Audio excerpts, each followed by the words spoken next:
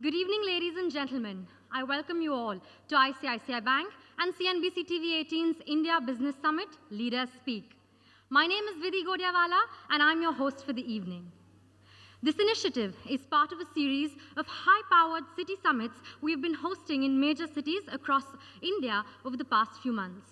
We kicked off the series in Pune, moved to Bangalore, then Calcutta, and today we're in Chennai, the metropolis of India that serves as the gateway to the South Indian culture. To set the tone for the evening, I would request Lata Venkatesh, Executive Editor, CNBC TV 18, to deliver the opening remarks. Good evening, ladies and gentlemen. First up, we are going to have Mr. Dinesh, one of your own, you know him very well, but we're going to hear his own story of how he scaled up from a 12 crore company to a $1 billion company in record time. So that would be the first course. Well, the second course is actually a very interesting one. I like to think of myself as not parochial, not even Indian, but a humanist, a global citizen, if you please. But somehow, when someone is able to dominate an intelligent game, chess is a game of intelligence, and he dominates it for 2.5 decades, and he is a Tamilian, I would like to think that there is some genes in the Tamil clan, and like to take some pride in that. So that will be the second course, to learn from this very intelligent game ideas of strategy, of planning, aggression, and yet control, and finally, lessons of excellence from a person who has achieved so much mastery in this game. And our third course is even more interesting. We are going to speak about this CEO-CFO relationship. It is this relationship that we are going to explore, how these two leaders of an organization are able to bring out the best in each other and also restrain each other. So I promise you there is this 3-course, very interesting meal. I look forward to a very interesting evening, and I wish you all an enlightening evening. Thank you. May I now please request Mr. Sumit Sangai, General Manager, ICICI Bank, to give the welcome address.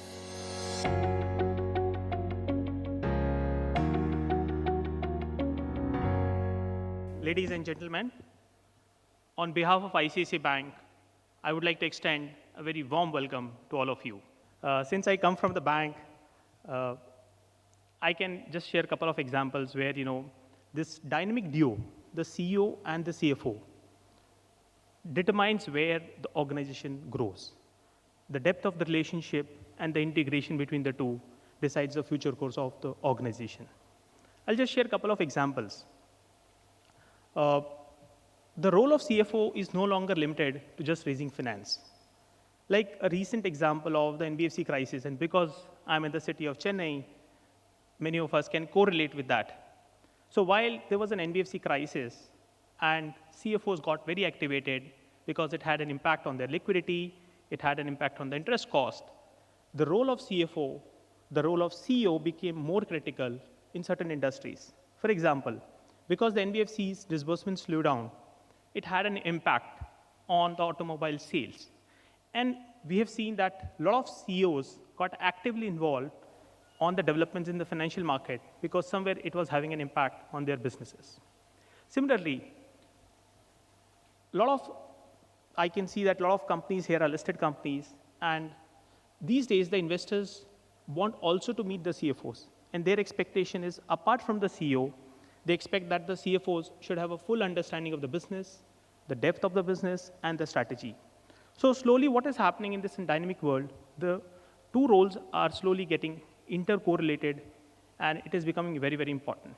It's a great honor for us, and thank you very much. Please join me in inviting on stage Mr. R. Dinesh, Managing Director, TVS Logistics Services, and Joint Managing Director, TV Sundaram, Iyengar and Sons. And of course, Lata, can you please have you back on stage?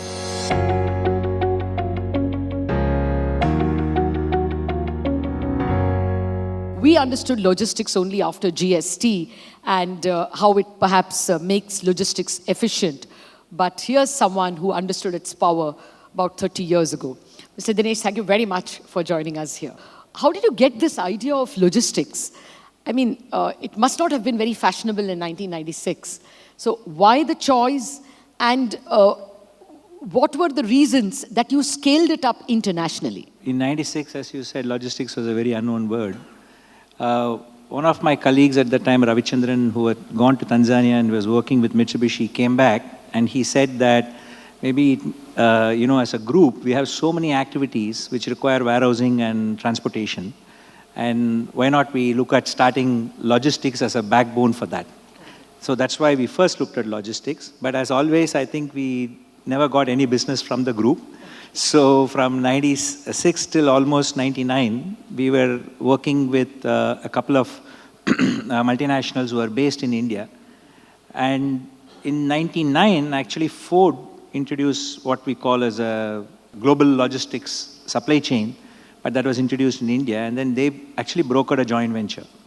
So that was when we started looking at what the global model was all about. But when did you scale up so significantly globally? When was the first big step? And why? Why were you not happy with India? Because we are still underserved in logistics. So in 2004 is when we wanted to go global, because we said that most of our customers were starting to choose global partners. So either we had an option of staying in India and becoming a service provider to global names, or actually becoming global. So that's why we decided to do that. What are the dilemmas that you encounter? Was it ever a dilemma that I'd rather stay at home rather than go abroad? Was there a dilemma of, will I be able to manage a foreign culture? I mean, 2,500 Englishmen, or I don't know, Polish or whoever it is in the UK, didn't the cross-cultural challenge daunt you? Yes and no. I think it was in a way good that we didn't know too much.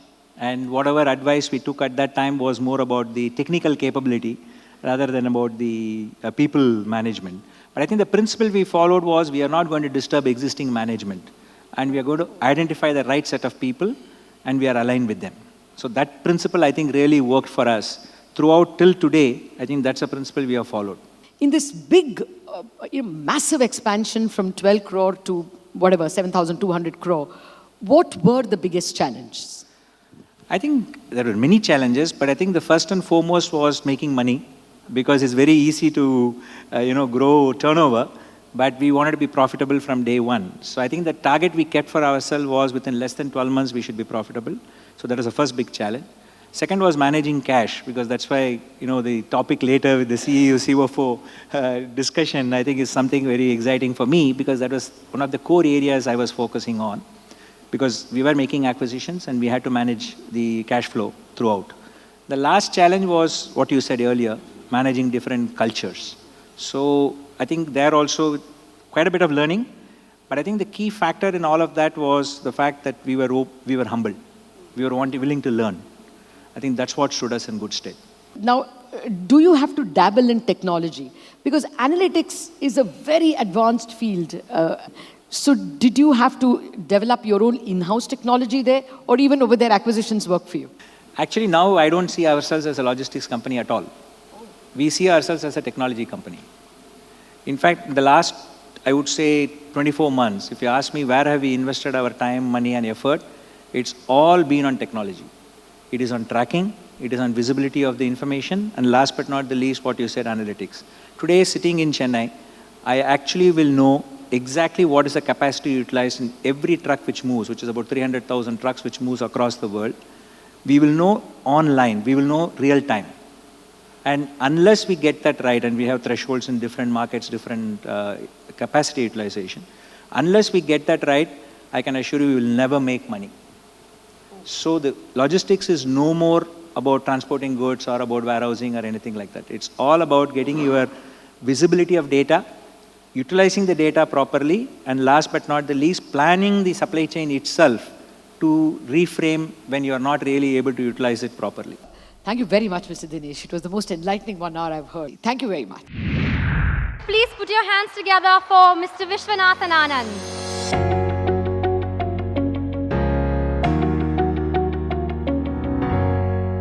I'd like to share with you some experiences from my career. I love chess. I played every game, despite the fact that I was not successful. I would go to the club 3 times a week and spend the whole of Sunday there as well, just playing chess. It's something I try to retain all my life, and I try to come back to it all my life. if you don't have that simple pleasure of enjoying what you do, I mean, really enjoying it, then it's very unlikely that you can build anything on top of that. I did this, and after a couple of years, I suddenly had a couple of breakthrough years. So I had 2 years of playing tournaments, and then in the space of one summer, so during my summer holidays, I won every tournament I played in. I won a national board prize, and I qualified for the men's championship. This happened too fast for me to even understand why.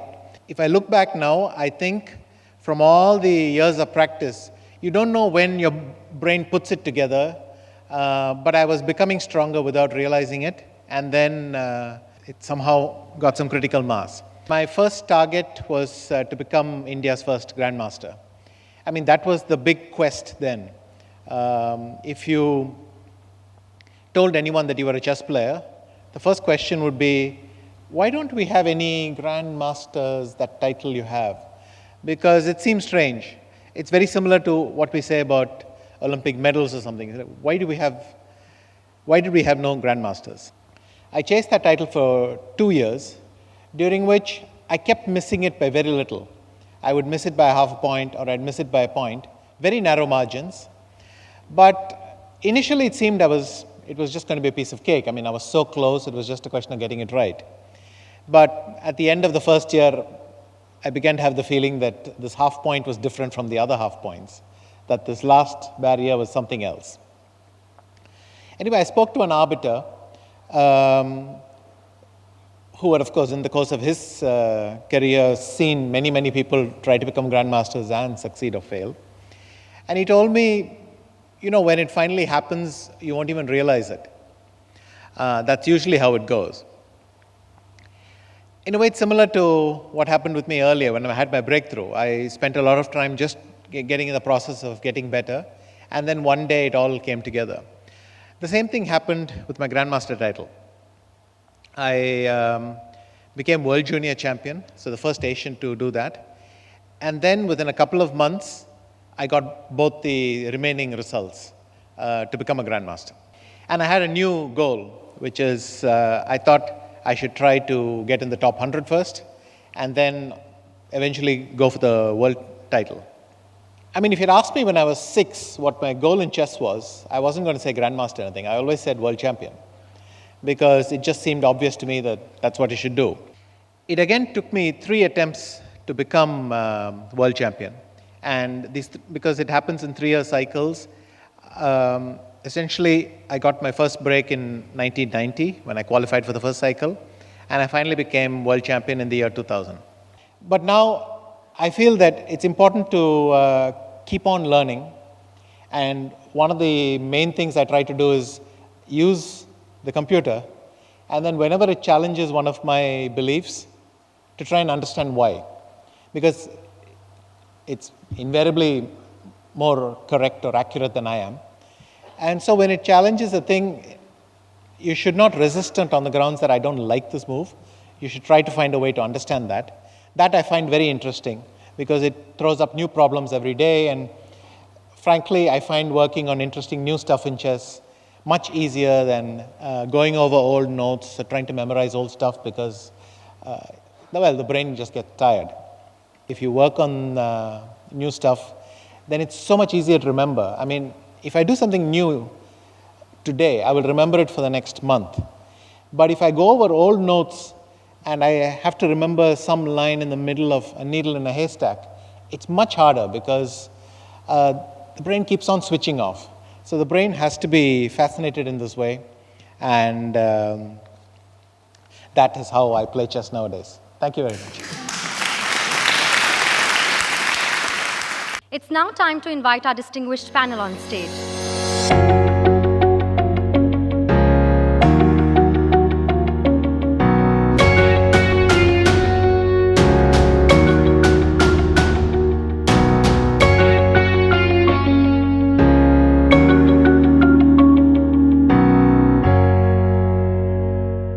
Mr. Srinivas Raghavan, you know, in the case of a NBFC, a finance company, the CEO is the CFO, isn't it?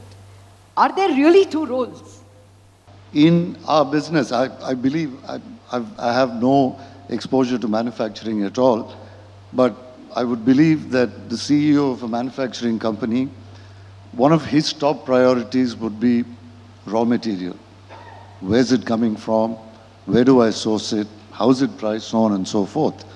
Our raw material is money, right? So obviously, I have to be thinking money all the time.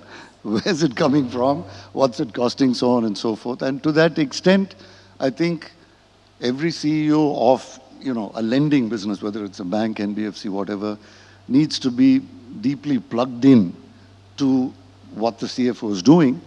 And clearly, if we are not in sync in terms of, because we can do everything, or we can try to do everything we want on the asset side, but if your liabilities are not supporting you in the way they should, then you have trouble.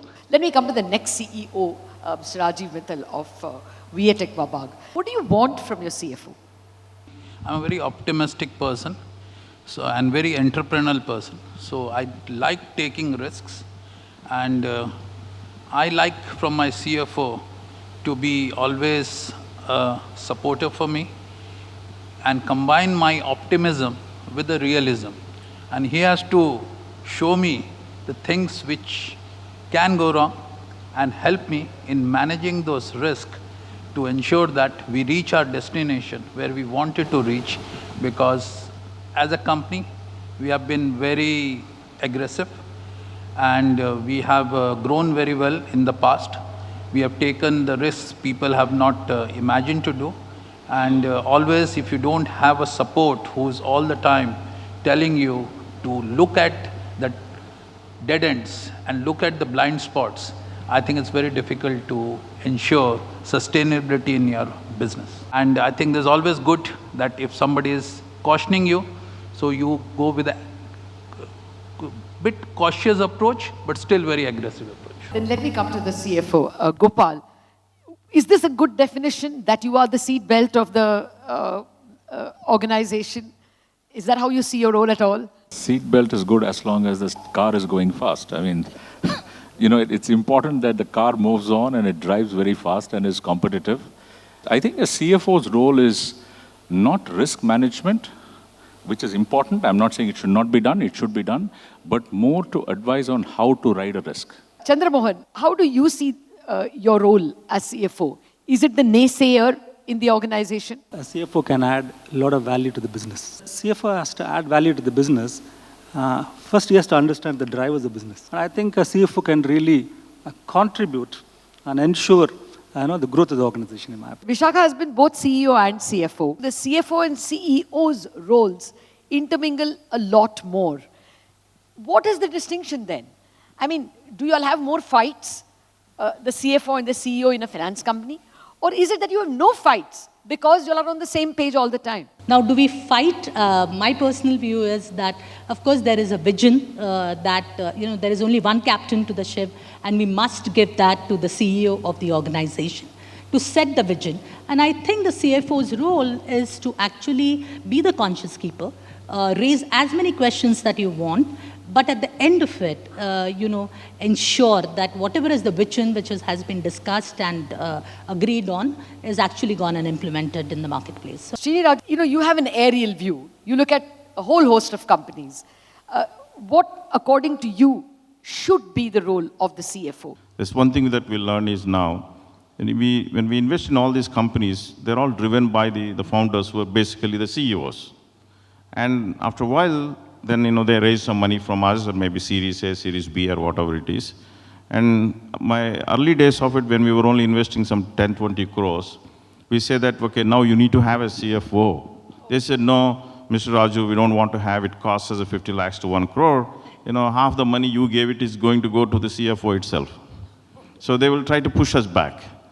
So then we waited for them. One of the biggest mistakes that we have committed in my early days of my investment career is that we did not appoint a CFO, and we paid a heavy price. Now today we tell them, along with the money comes, if they have a CFO, it's fine.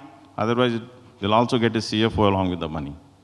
Okay. And where we we keep what's our role is that basically most of the time we communicate once in 3 months or so. Not that we talk to them every day, once in 3 months or so. Our communication channel into the company is through CFO. We don't want to disturb the CEO from the business that they're doing on, because they have to build the wealth for themselves, for us also.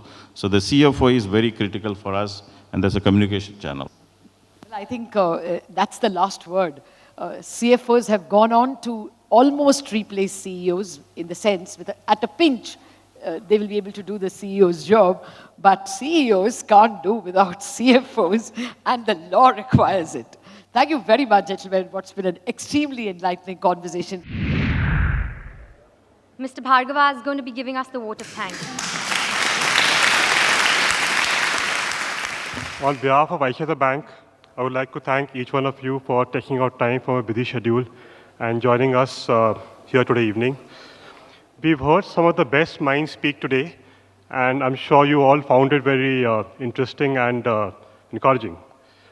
I wish to thank Mr. R. Dinesh for his, he shared his journey and how he transformed a $2 million company to a $1.5 billion company and taken it to a global level. It was also a privilege to have amongst here one of India's most reputed and respected sports icon, Mr. Anand.